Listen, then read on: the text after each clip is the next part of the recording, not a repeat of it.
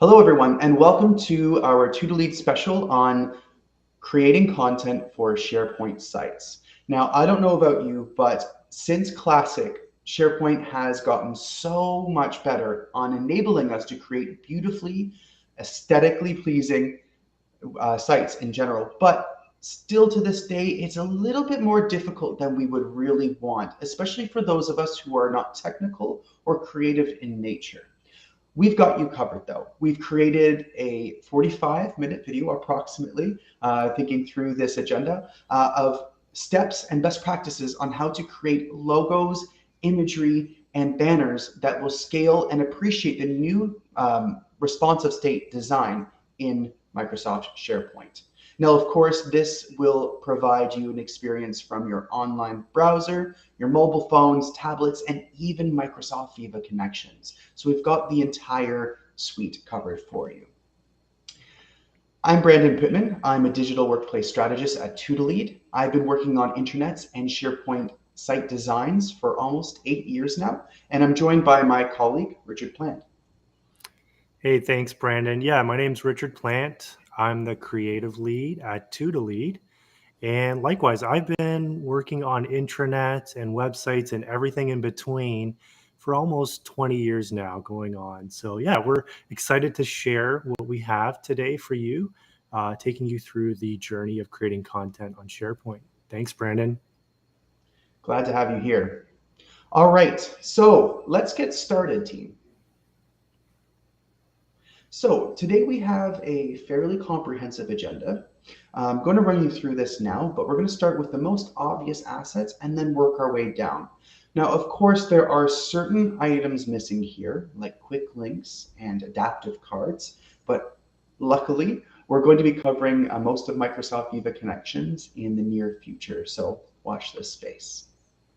So today we're going to cover 6 areas. First one is site and hub logos. This is also inclusive of your footer, but essentially this is the first point of contact for brand. This is what has the most visibility and is most consistent and persistent within any site, right? This is the best part to accentuate your brand going forward.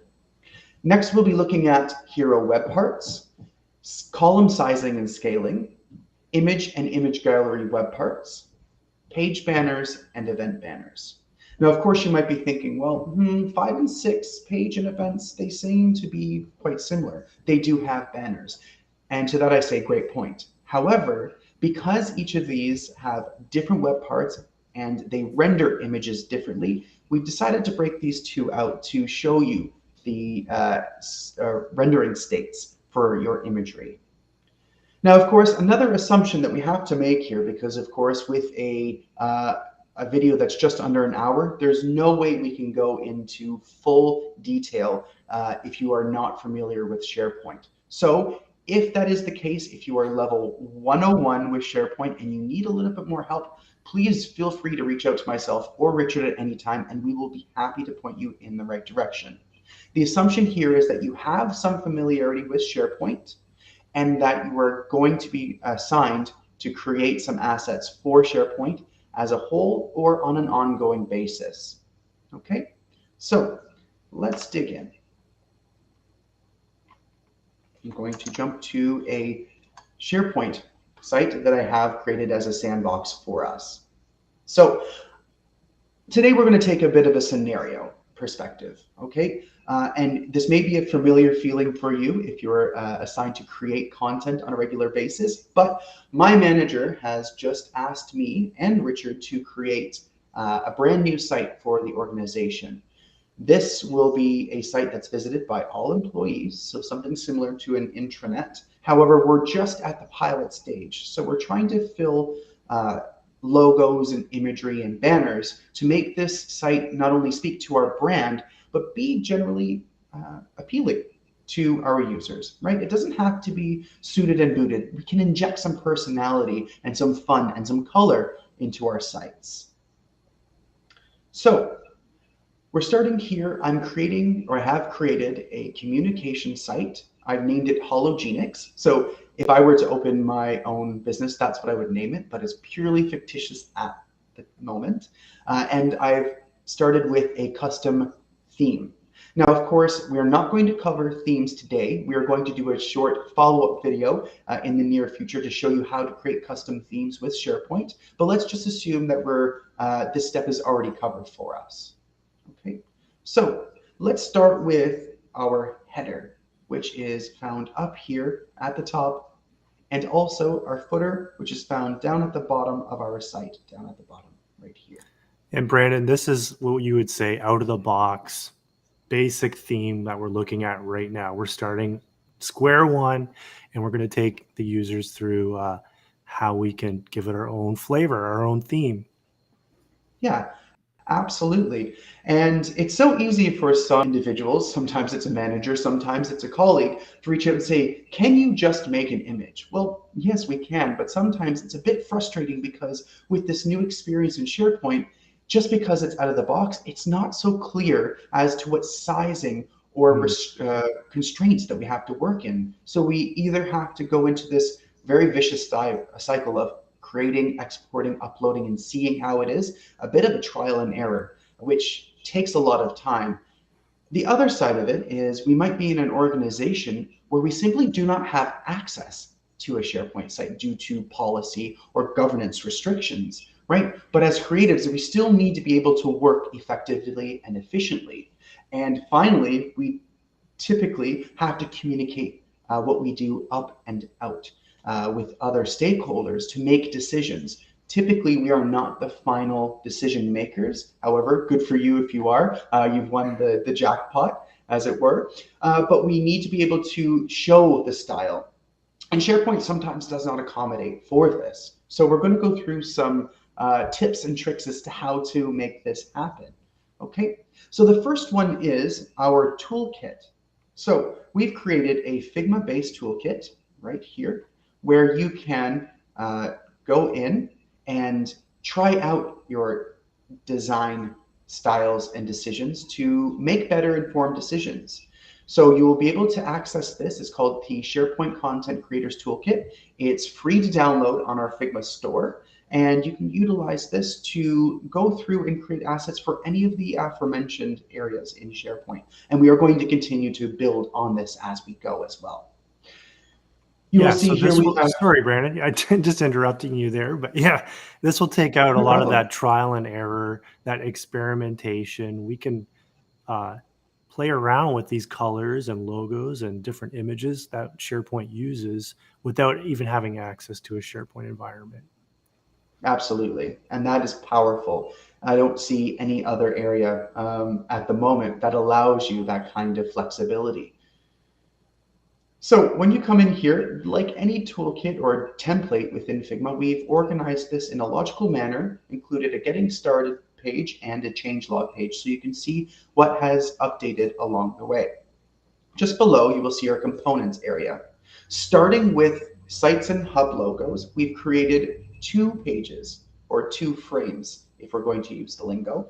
We have on the left-hand side for each of these, the working area. These are frames, descriptions, and formats that you are able to utilize to inject or insert or paste an image so that you can export it in the future. This is preset to the proper pixel sizes. This is more so evident and required for our logo area as opposed to imagery and banners. We'll get to that soon. But additionally, speaking to what Richard has just said a couple minutes ago, is that we have the ability to see our decisions and design styles take effect in real time on the frame on the right. So just to show you, we have frames hidden here. So there's a little bit of an assumption here that you are familiar with Figma. However, if you are not familiar with Figma or use a different design application like Illustrator, for example, we will also be providing a PDF export of the left panel so that you can see your constraints or the safe areas, the descriptions and formats as well. So we've got you covered on both sides. One of the things Brandon and I really wanted to work through was to outline the formats. And like he said, the dimensions, those are all preset, no thinking involved at all. So you know these are going to be safe, the right sizes to use on your SharePoint environments. Another thing, if you're familiar with Figma, the export settings have been set up for you as well. So we have the format. If it is a JPEG or a PNG, those are there for you, and you can choose the best file type for your situation. Thanks, Absolutely. I Brandon. think we've really thought this through, right? Trying to reduce the technical decision making and Yeah. enable creativity, right? To really bolster that. Um, so just to say one more thing is just the live reactions or the live preview on the right hand side. It is as simple as creating a very basic shape. So I'm going to put a star in my extended layout banner background image. And you will see in real time, as I click and drag this out, you will see on the right-hand side how this appears. If this logo appears in more than one location, then it will take place across all of these areas. So for example, our footer has the ability to have a simple and extended version. However, it uses the same logo, right? Same rules apply. So if I add a circle in here, for example, you will see that that circle appears, or and this is more of an oval, on the right-hand side, right? So it is in real time. And if you have no experience with SharePoint, no worries. You can still work safely in this space. If you're accustomed to SharePoint, for example, Photoshop, for example, you should be no stranger to how templates are layered. We tried to organize these as logically as possible on the right-hand side. So just to give this a quick shout out here, the areas that you should and must edit to have a proper export are those labeled with a green checkbox, right? It says insert your logo here. This is the asset or the frame that you can export. That is no problem.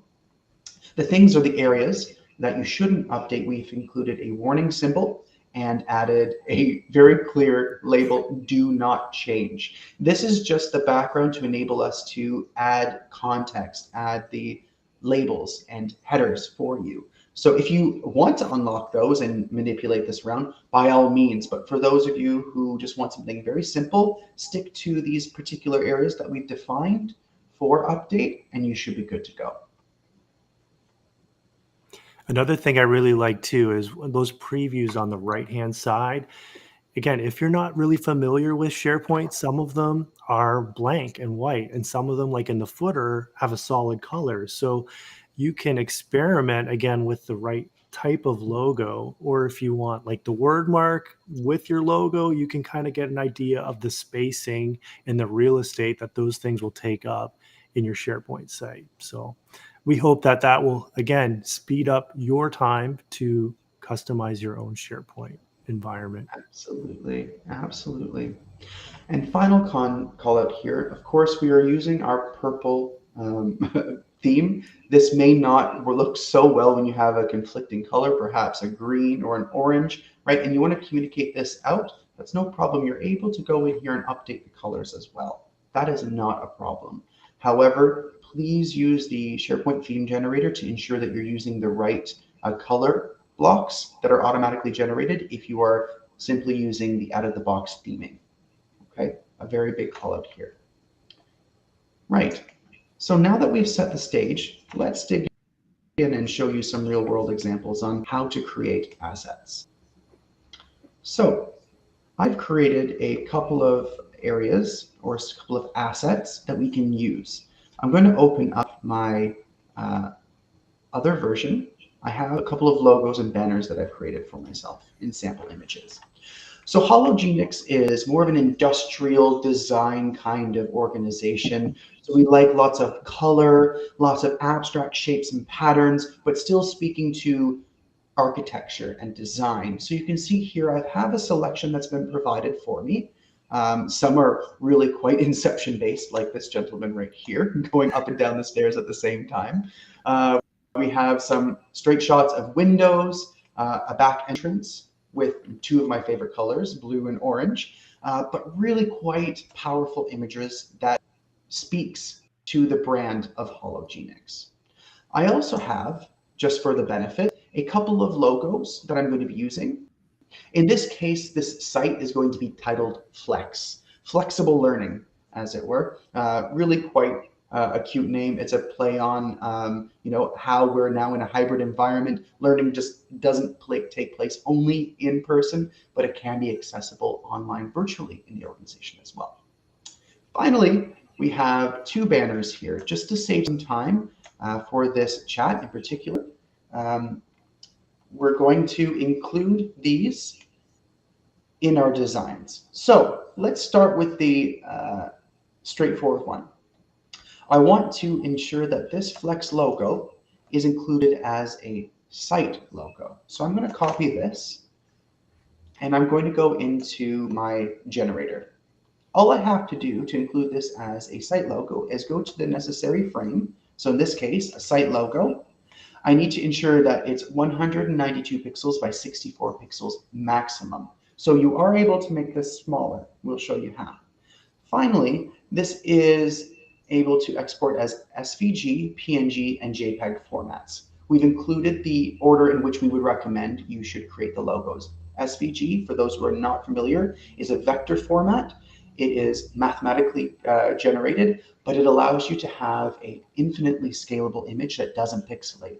That is a designer's dream, of course. I also love about SVG is that the file size is so small. So like that will help with load times. Whereas if it was a PNG and you wanted a transparent background, you can do that with an SVG, but the file size will be much larger, which could hinder load times. So that's something to keep in mind when you're thinking about exporting your graphics. Absolutely. Took the words right out of my mouth. So sorry, I cut you off there, Brandon. No, that's perfect. No, great minds think alike. Yeah, that is exactly what we're trying to accomplish. You don't want to bog down your site with too much content or data heavy assets, because what does that mean? It really means it bogs down the performance for your end users. And we're not here to do that. We want to strike that fine balance between speed and beauty, or aesthetic in this case. Of course, for those of you who are out there, aesthetic or beauty is in the eye of the beholder. So keep that in mind as well. Very subjective, yes. Absolutely. So, I deal with this all the time as a designer. You can share 5 different designs, love one, and your manager or your boss will absolutely hate it. So it is part and parcel with the job, but always best to be prepared. So what I've done here is I've pasted the logo in. As you've seen, I was playing around. The logo was too big for the frame, right? So I need to make sure that I'm inside the frame. I'm adhering to the size requirements. So 192 by 64 pixels maximum. So what I can do is make sure that my image is scaled down. So if you click K on Figma and you pull this down and just center it. So if you're not quite sure and if you can't eyeball it, you can use your align tools here. So I can make sure here by going in, this is touching the side. I'm in my safe zone. Great, that looks kind of nice. Let's see what this looks like in the preview. Okay, that's pretty nice. I'm gonna go with the extended banner, but I can see here that if I were to go with a standard compact or minimal, this purple is conflicting with my primary color and its visibility is quite limited. Any thoughts on how I would approach this, Richard? Absolutely. So again, this depends on the header format that you're going to choose. And SharePoint offers a bunch of different solutions or possibilities here. You could see the extended. We'll get into that in the actual example in a minute. But you can see with the extended, we have a little more control over the background. But the standard, the compact, and the minimal have a solid color, which is based on your theme that you choose for your SharePoint site. So as Brandon said, our logo's purple and the background is also purple, and it makes it really hard to see or read. There's a low contrast there. So to answer your question, Brandon, yes, you'd want to use in those situations the white version of the logo or a flipped version of the logo. Sometimes your company may already have these things defined in their brand guidelines, their brand standards, and that's great. And sometimes they may not be defined either. So that can be a bit of a learning thing too, where you have to trial and error, you have to play around. And sometimes That involves hiring a creative to come in and create those different scenarios of versions of your logo for you. But as Brandon's put it in, that looks way better, a lot easier to read, very crisp, high contrast. Love to see that. But the extended version, it's white on white. Now, technically, the extended, we could use the white logo if we added a background that was very dark Mm, as well. So there is that those could be options possible. there. Yeah, yeah. So All right. Well, let's stick thanks, with Brandon. this then. If we're going to go with the white logo, which looks quite sharp actually, let's see if we can include an extended background image, right? So that's a different asset that we also need to include. I Yeah, really like the extended version. It really allows me, especially for landing pages, to accentuate and really shout to the user, hey, this is the landing page. This is a particular area. Pay attention to this. Every other area, not so much, right? Sometimes pixel space is a currency in a digital workplace. So really giving it a pop where I'm going to have the most impact. So let's utilize this banner to make sure our white logo pops out. So I have a choice here. I had two banners provided for me. First one, there's a white background with a light blue. Probably not going to work too well. Otherwise, I have this dark blue pattern here with uh, dots. Now, it's not so clear as to what kind of banners I should use, but any words of advice while I import this one into the toolkit? Things or principles that we should be thinking about, Richard, when creating these absolutely. types of So, banners. like we talked about, contrast is king. You want to make sure that there is enough contrast between your logo so that it stands out, that it's crisp and clean. We talked about that already. And we're doing that with the dark version.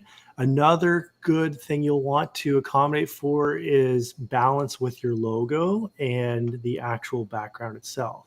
So we're using some abstract shapes, which are great. It kind of distinguishes the header from the navigation. I like those kind of differences. But I wouldn't use textures with words, or I wouldn't add actual text in the background because then that may overlap with your logo, and we don't want that. We want to keep your logo looking nice, matching those brand guidelines that you have.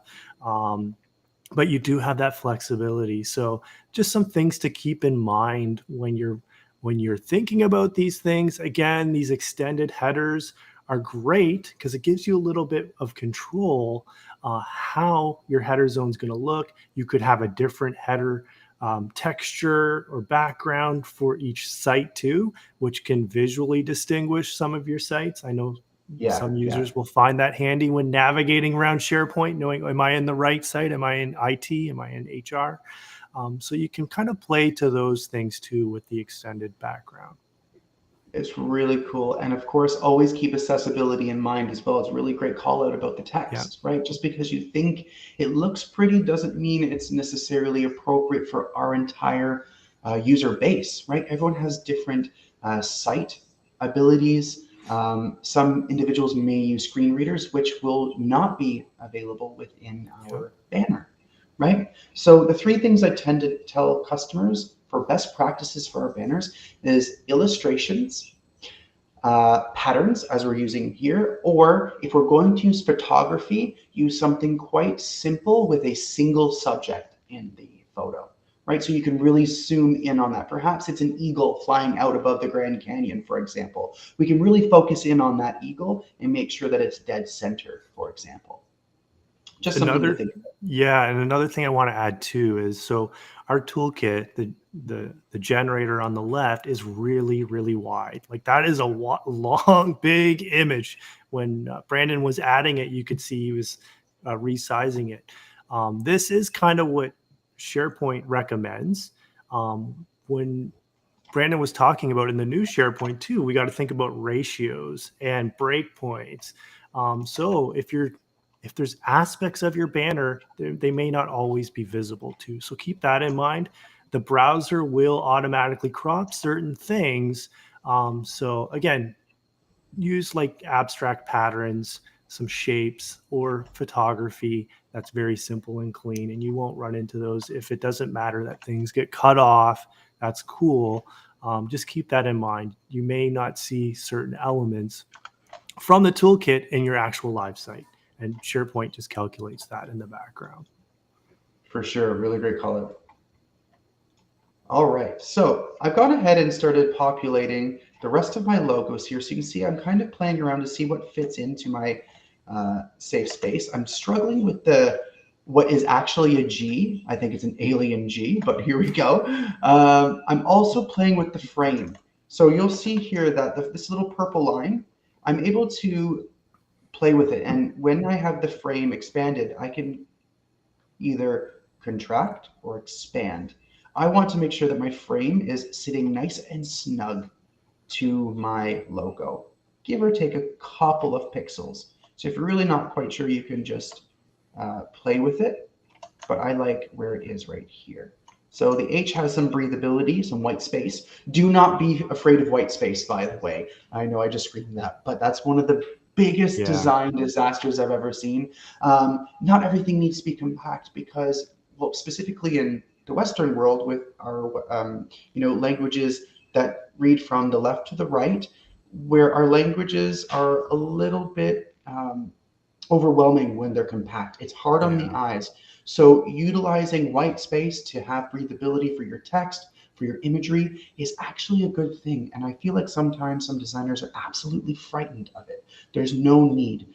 You can be comfortable in allowing some room to breathe, and your users will thank you for it in the long run.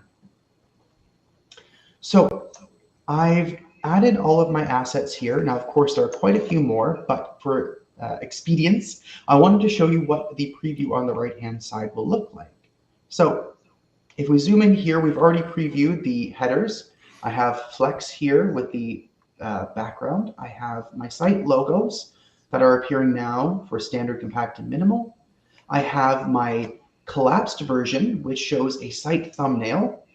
Call out here is that although it's a site logo, because of the minimal pixel space, I recommend that if you have a complex site logo, to reduce and simplify it to something that's still recognizable. It's paired up, but simple and easy on the eyes. If it's too granular, it will pixelate and it will become a bit muddled. So you've seen here, I've just taken the X and I've placed it behind a circle with a little bit of a gradient, so the X pops out a little bit more.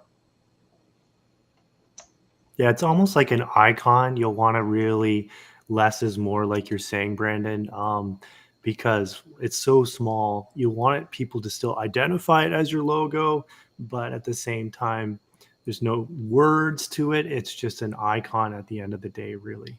So. Exactly. And last but not least, I've seen here my hologenics footer. The gradient was pretty, but it's really conflicting. So this is where you go through that trial and error even before uploading to SharePoint to fix these issues. I can go back in here and I can change my fill to a white. Oh, well, actually, I don't want a linear gradient at all. I want solid. Now, this always fools me up. Just to point out, when you change fonts to white on a white background, whoops, it's gone. Just like having an export of looking at a PNG or an SVG in a browser, if you don't have the appropriate design tools, it might be off-putting. So let yourself know that that's the case. You can, if you want, add a little bit of a background behind it, like a rectangle, and set it to the back, which should be, let's see, and X this. Everything's grouped. But that's a good call out, actually, for our toolkit. We might, instead of a white background, need to add some of those gray ones for those situations. And then, having the ability to turn it on and off when needed. Absolutely. Perhaps we can do it in the safe zones. Who knows? But that's a quick call out here, because then you'll come back and go, oh, I swear I created the asset. That's happened to me so many times. But it's really great to know that there. It really is. Yeah. You're not crazy. You are not crazy. But you'll see here now that I've added my white. Nice. Now it looks so much better. Yeah. For some reason, it's reminding me of Nickelodeon. I don't know why, but it's quite fun. I like this font. I'll probably steal it for a couple of demo sites. So now that we have the logos that we want, I'm going to export these logos. Now, we've covered this a little bit before, but you'll see here that when I click into the extended layout background image, I have the exports, or we have the export versions already prepared for you. So you can see here that it matches the format in that particular area.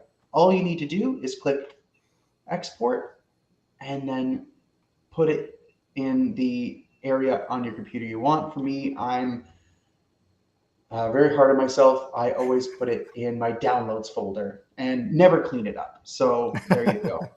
And of course, you see here Queen's Gambit and The Crown. I've been watching, of course, given events lately, I've been catching up on a few shows, specifically The Crown. Really good show. Shameless plug right there. But you saw my downloads folder, so there you have it. So we have this available now in my downloads folder. So I will just open this up quickly and we can see a preview of what's available. So background image, you have the JPG and the PNG. Just a quick call out, make sure that if you are exporting logos, I highly recommend PNGs because it is transparent in its background. It enables that. JPG does not allow you to do that, so you will run into some problems. But just to verify I've exported correctly, I'm going to double click and make sure that these images are correct. Okay, so I have PNG that works and I have a JPEG. Great. Okay, all I have to do now is upload those images to SharePoint so I can see how they look. So I'm going to quickly upload or export these files as well. And I'm going to export layers and save. And voila, all done. It's fairly fast. So while this is drumming out, I'm going to jump into my sandbox and we're going to apply these logos. Now you may have done this before, but I'm just running through this for individuals who may not have experienced this previously. So in the settings panel on the top right of your screen, scroll down to change the look. And next we're going to click header. So first thing we need to do is make sure that we have the extended layout selected. I'm going to have my bold theme applied to get that purple that we want. And next I'm going to upload, here it says image, which is a little bit of confusing, but given the shape, this is our banner, the background image. Okay, so I'm going to click upload, and then I'm going to select the file that I want. In this case, because it's not transparent and not necessary, I'm going to upload JPG and open. Great. It should take effect immediately. So you'll see here the dark blue. Fairly fast. I like this. Just to call out though, if you do export an image that's larger than what we've recommended, you have the ability to use this icon to focus in on a particular area. Okay, so it just pans the image just a little bit, just so you can finesse it a little bit. It's my word of the day, finesse. I'm such a dork. So the next one is uploading our thumbnail and our site logo. So I'm going to change this. Now for these logos, I'm going to prefer PNG. Normally I prefer SVG for these, but for some reason SharePoint's been a little funny with SVGs this past week, so I'm going to default to my PNG, but as you can see, I'm defaulting through these orders. So SVG is always preferred, PNG is second, JPEG or JPG being last. No shade to JPG, love-hate relationship with it, but just for effectiveness, I do prefer this order. There's definitely pros and cons to using each. Like you were saying, PNG can be transparent, whereas a JPEG, it will put in a solid color. So if you know your logo needs to have white space or transparency around it, where you see the background behind it, you would use a PNG or an SVG for sure. And again, SVG, smaller file size, it's a vector based. So it's really like a bunch of lines. So almost like an icon kind of a thing, like Brandon mentioned earlier. And you'll want to use that if you can. PNGs are also great, but with the transparency, they will be larger in file size. So just a heads up, FYI. There. Exactly. Yeah. Whereas a JPEG, you can get them smaller. You can compress them. You can compress PNGs too, but you can compress JPEGs even further. And if you don't need transparency, so like the background, like Brandon was saying, we would use a JPEG because we can get that smaller. Again, it's just a quick tidbit to help optimize your SharePoint sites. Yeah, it's a really great point. And there is a little bit of a gotcha here as well. So you've just seen that I've uploaded the thumbnail and the logo. And I've set the position to the left, but you can play around with the positioning. I'm just going to keep it to the left, but you'll see here that's actually quite blurry. Strange, because we've exported to the right pixels. We've done everything necessary, but it's still not optimal. This is a gotcha for PNGs and JPEGs within SharePoint specifically. For some reason, you have to export it at a higher size. So I can export at 2 or 3 or 4 times the size. So again, it's keeping the ratio, so it still fits into this box. This is where ratios are starting to come in, or aspect ratios, sorry. But this is why SVGs are optimal for these logos, because it will be clean and crisp and high definition looking as compared to this little bit of a blurred logo.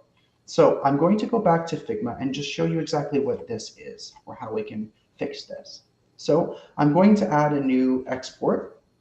I'm going to do PNG, and I'm going to export it at 4 times the size. Now, of course, this is going to make a larger file, but you're going to see the stark difference between 1 and 4. A little bit harder between 1 and 2, 2 to 3, right? So I'm just going to do the scale, polar opposite, so you can see how dramatic the difference will be.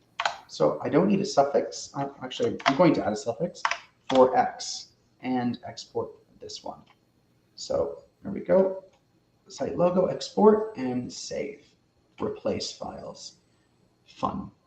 Now, of course, with all digital assets, I highly recommend to have the best resolution possible here. And you always utilize the naming convention, so it's easy to understand and look at what you have and find it easier as your asset library grows. That is design best practices 101. And it will grow with time. It can get out of hand. Yeah. So yeah. This is just my streaming computer. If you'd look at my work computer, it's a disaster. I think we saw that in the practice run that we had yesterday. Yes. So a little embarrassing. I have to clean that up. But you'll see here we've got the 4 times logo. It looks pretty nice. I'm going to upload this and show you exactly what it's going to look like in my sandbox compared to this little fuzzy guy right here. So I'm going to click remove and upload, and I'm going to find that file that I want and click open. Another gotcha, another great tip is if you try to upload an image with the exact same name, you're going to see caching. Oh my gosh, it's so infuriating. Yeah. I've done this so many times, trying to in a flurry, trying to get assets up and ready. And when you export in Figma, if you just changed 1 pixel or 1 line or something in the frame, really great. You've changed the file, technically speaking, but SharePoint doesn't care, right? It looks at the file name and it will just redisplay the previous file. It is cached on you. It is very annoying. I highly recommend to just add a suffix to the name, or go into the backend, remove that old image, and upload a new one again, so that it doesn't give you that issue. So in this case, that's why I added the suffix at 4 times.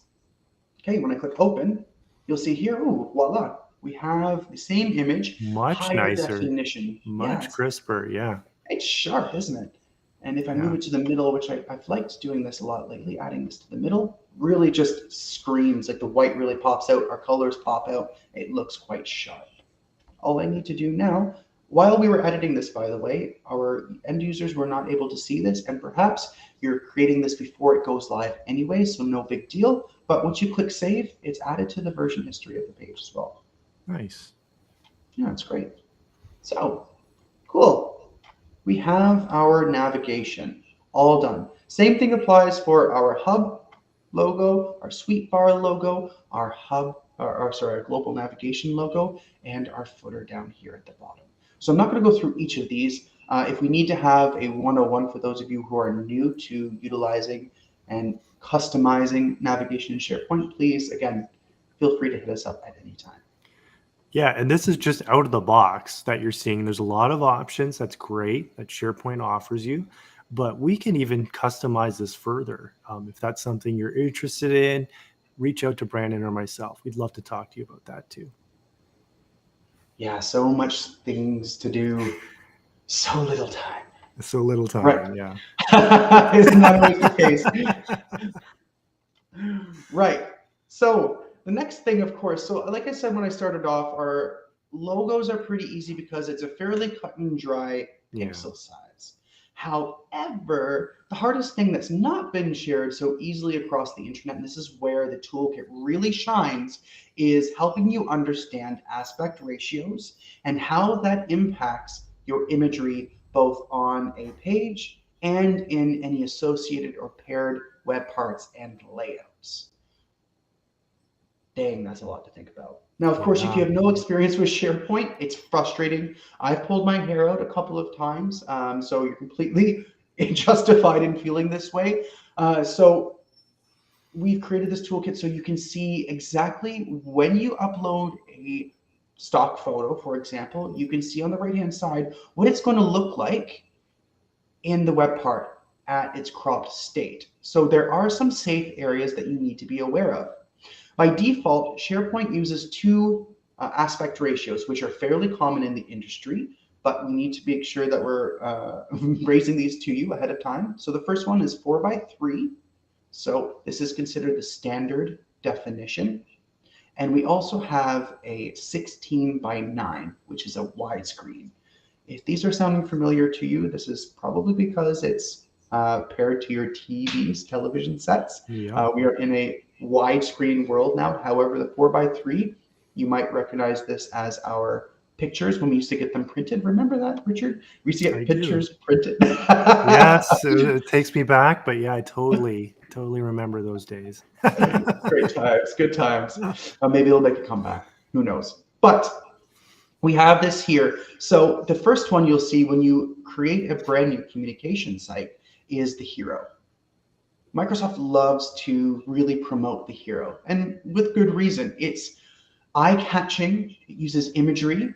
It's also technically a quick link, quote unquote, bunny quotes there, because it really adds no more functionality other than providing an image and pointing you to a particular link with a call of action. Yeah. But because we're in that Instagram generation, TikTok generation, our eyes are naturally attracted to imagery over text, which I don't think social media has had too much influence. I think we've always been like that, hence the cliche, don't judge a book by its cover. But in this case, we do and we should. So how do we play with these two particular layouts? So you'll see we have a tiles layout, which is provided to you by default, and we have a layers layout, which stacks our heroes vertically for us, side by side, swapping the photos back and forth, left to right. Okay, so you'll see here on the left-hand side, we have our dimensions, our frame, just like we did for our site and hub logos. It's just a single frame in this sense. So you'll see here, Richard's done a really great job at helping us understand what our safe areas are. So you'll see these red lines. We've included both the 4:3 and the 16:9 into the same image so that you can see what is happening. What really you're trying to strive for is this beautiful little square box right in the middle. Your safe area is 1080 by 1080 pixels. That's not to say that you should just make a 1080 by 1080 pixel image. That's not necessarily how it works, because SharePoint's going to try to stretch it to fill the predefined area, and it will justify it to the left and stick it to the top. Very frustrating. It's very similar to that banner situation we were talking about earlier, where yes, it's really wide, but SharePoint will, which can be a good thing, auto crop things just to make it fit, to make it look nice. But the thing to keep in mind is, depending on the web part or the screen size or different combinations of those things, you could have a different experience of what your image will look like. Case in point, so Brandon updated that, you'll see that part of the door is visible in certain elements, and some of the news stories are really narrow and wide. So again, not really widescreen, but they're in that safe spot. So if you have pictures with faces, you want to make sure someone's face doesn't get cut off, like the CEO's face. You don't want that cut off in a news story on the homepage No, of we your don't want that. intranet. So this is where this tool is really helpful and handy. It's not as abstract. You're not guessing, oh shoot, is this person cut out? You want the whole team in the picture, of course. And Yeah, so, yeah, yeah, that yeah. safe zone can be a lifesaver for you if you're crafting a lot of news or a lot of content in your SharePoint sites. It really is. And so you can see here when I uploaded the image or pasted in the image, it's actually quite bigger than the bounding box. So I don't have to, work and make sure that my image fits perfectly. So if I just hit my alignment tool here and I make sure that the image does fit, great, cool. I can see here that it's fitting, but sometimes we want to be a little abstract. We want to zoom in and have that play. You are more than welcome to do so, right? Maybe we just want to have an ominous door. We don't want really the rest. We are able to do that, no problem. But where the trickiness comes in is that there is one little funny aspect ratio here.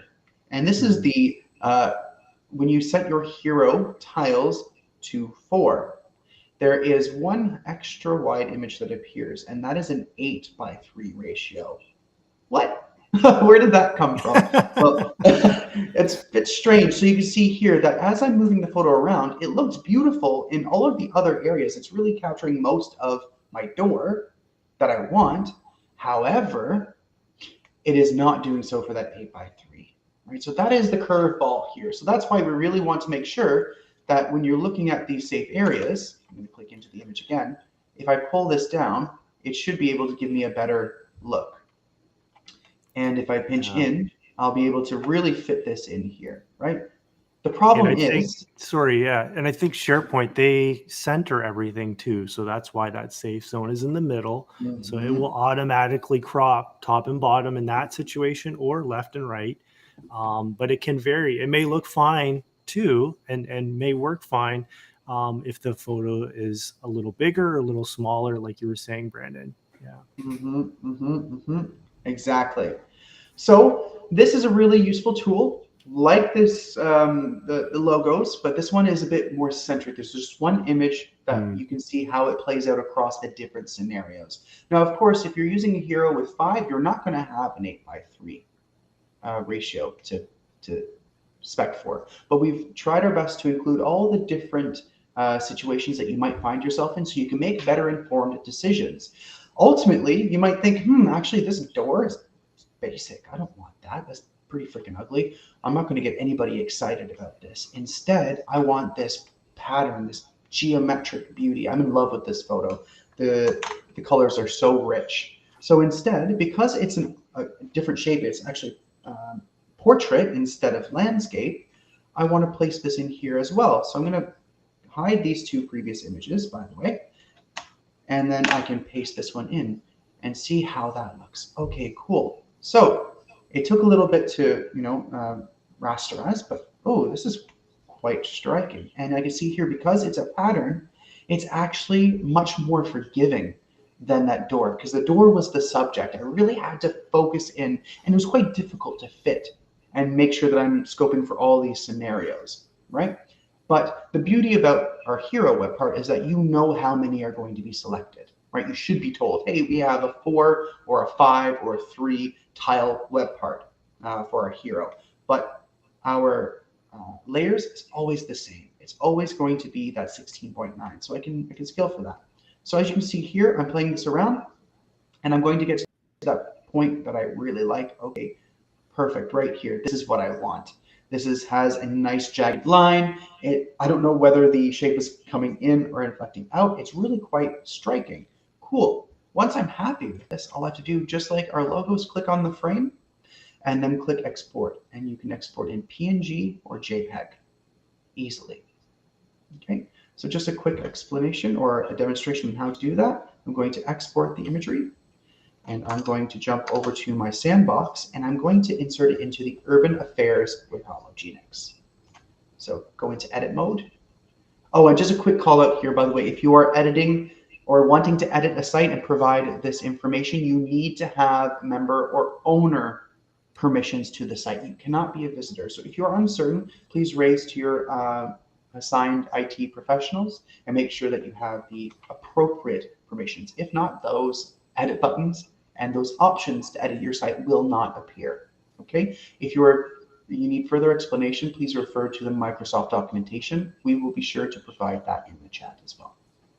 So let's add that image here. So click the edit button, and I'm going to change. Now, the beauty thing here is that if you have organizational assets that are already predefined by your design or creative department, great, utilize those first. But in this case, I'm going to be a little bit of a rebel, and I'm going to upload my own image. Shocking. So I'm going to upload a JPEG here, and I'm going to open. Immediately, the image is uploaded, and I can see a bit of a preview of what it's going to look like. This is a 4:3 preview. Okay. When I click Add Item, it should take immediate effect, depending upon my local internet provider speed, of course. But you'll see here, beautiful. I really like this. But one shout out that you may not have noticed in the design previously is that there's a black overlay or a black transparent gradient. So it starts with a light or a dark black at the bottom and stretches up towards the end of the photo, ending in a 0 or full opacity. Why this is enabled is because our white text. If you have a white image behind this, it will make that text impossible to see. You cannot turn this off automatically unless you go into your options. I believe there is an option to turn that off. Your title, there we go. So you can turn off the title if you don't want it, and you have text inside this image. Again, accessibility issue, gasp, but if you must, you can turn off the title to kind of compensate for where it's positioned. But your gradient, you don't believe you can turn this off out of the box. So you're going to have to learn to work with it. Okay. Yeah, I think as a best practice, I would say keep that turned on for sure. Any images you're using for news, avoid text in it. Again, for accessibility, you got to think of your users. Not everyone. Sometimes there's colorblind users, so you may not be able to decipher the text in those images. You got to think of people with screen readers. A screen reader cannot read a bitmapped image. It will look for the titles. Urban Affairs with Hologenics, it will read that out. It won't read the text in your images. So just a shout out there for accessibility. Keep that in mind when you're crafting your messages. Exactly. One final call out for our hero. It has a bit of a fun reactive state. So when you hover over it, it zooms in or pans in a little bit for us as well. So even though we have those safe spaces defined, make sure that you know that it will zoom in a little bit when it's hovered. So, 10 to 20 pixels, at least all the way around the outside, it's going to be good. So if it's going to cut off someone's eye, be aware of that so you can make your adjustments accordingly as well. In this sample, we've got 5 stories. Our Figma, we were showing the 4, right? So you can configure it based on the content. If you have you're generating a lot of news, you can up the numbers, as Brandon was saying. Exactly. Yeah, there we go. Okay, so we have that out of the way. Now we're going to look at our other areas. Now, I'm not going to go too much in depth because, quite frankly, once you know how to export and use the toolkit for one thing, you can pretty much master the rest. But just to show you, we have column sizing and scaling included here for both 16:9 and 4:3. So all you have to do here is just insert the images, and you can see the real live states on the right-hand side. This scales fairly well, but luckily in this situation, there are specific pixel dimensions you can provide here. So for one column, 1204 by 667, 2 columns is 586 by 330. 3 columns is 380 by 214 pixels, and finally the 1/3 left and the 1/3 right. So it's 1/3 and a 2/3. You have 380 by 466 and 792 by 466 respectively. But you will see the one that's a bit of the gotcha is the 1/3 area where it will crop. So please bear in mind when you're creating your assets, you can, I'm just going to put a square in here. Yeah, it's from the center out, right? So it's going to crop left and right automatically. Yeah. Exactly. Yeah. So we see, I'm going to make this really small square right here. So I set this as dead center on the image. And you can see here in my 1/3, it's dead center. Yeah. Whereas I pull this to the right, all of a sudden, whoop, I'm missing half of my square. So you can play around with this and see how it reacts for you. It's really quite cool. I love doing this. It's almost a Yeah, it is kind of neat, eh? Just seeing that real time. yes, exactly. But the same thing applies. Once you're happy with it, you can export.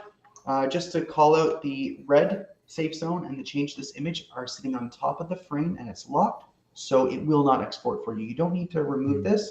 It's just a bit of a call out for you to ensure that this is, we've provided an image by default so you can see the results immediately, but you can hide that and move on if necessary by clicking the view button.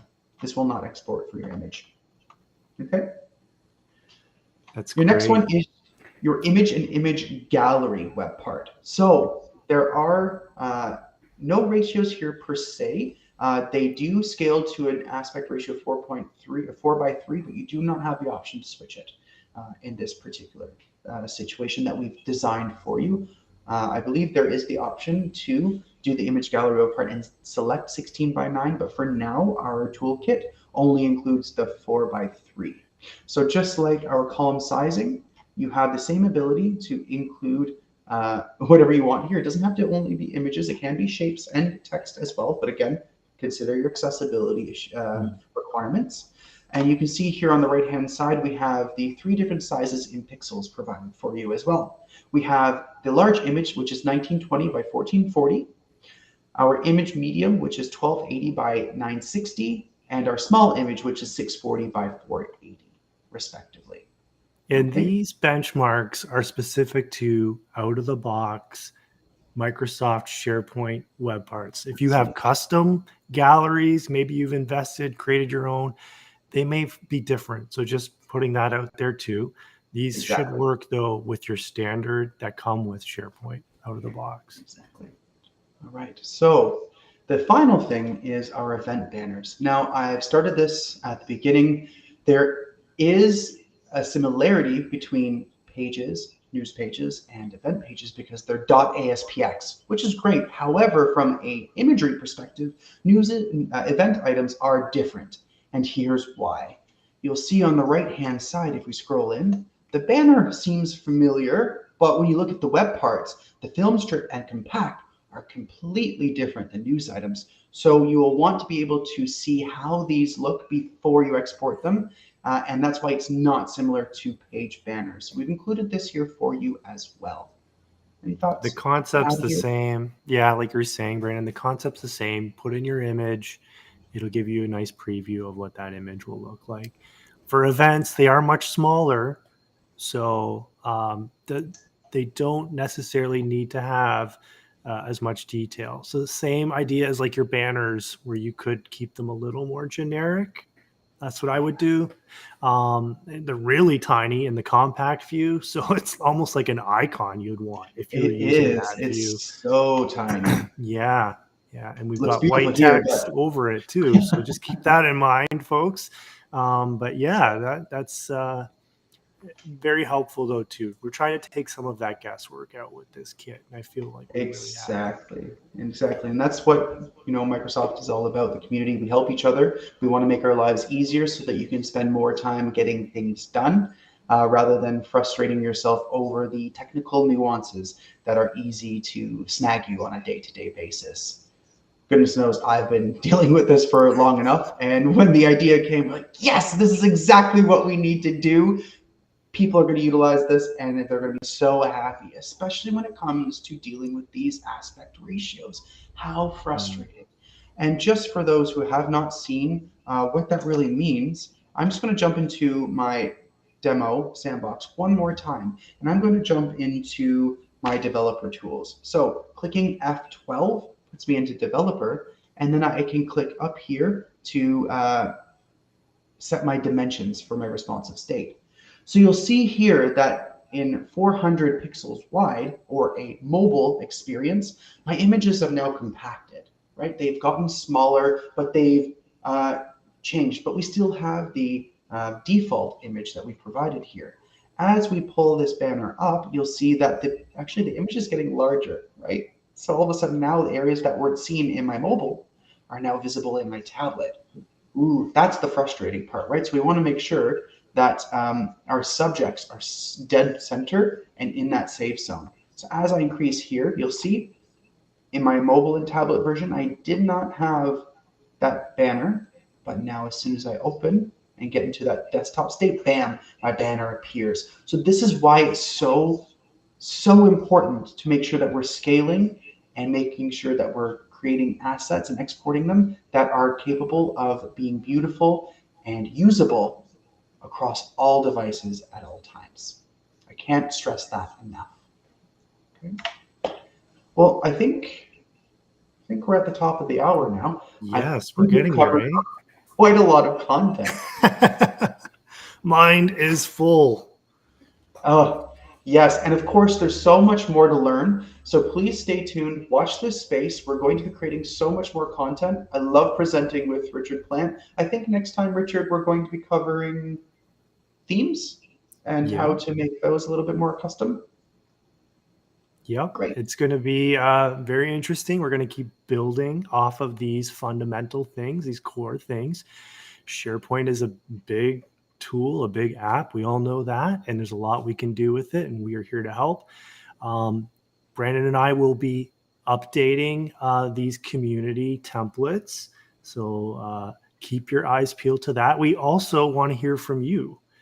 If there's anything you want to see, Absolutely. tell us, because we would love to maybe go in deep on some of those ideas and concepts as well. Yeah, Exactly. I wanted to add that in. Thanks. Yeah, for sure. No, that's a really great call out. How can we make your life easier? There are frustrations in SharePoint. It's not the most simple tool sometimes when you think it should be, and vice versa. And there's been a lot of attention paid to our citizen developers. Well, we're here to help you as citizen creators to make the most of your day-to-day in your experience across the enterprise.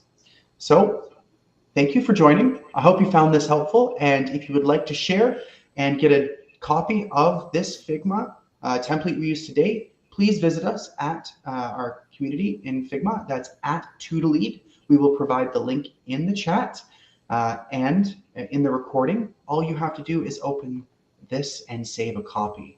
Right, for those of you who do not have Figma, this is free to use Figma's license. You can sign up and utilize this right away. And again, for those of you who do not use Figma, perhaps it's a governance issue or just availability of applications, we will be providing an export of PDF style for you to utilize as well. Thank you so much for joining. I hope to see you all again.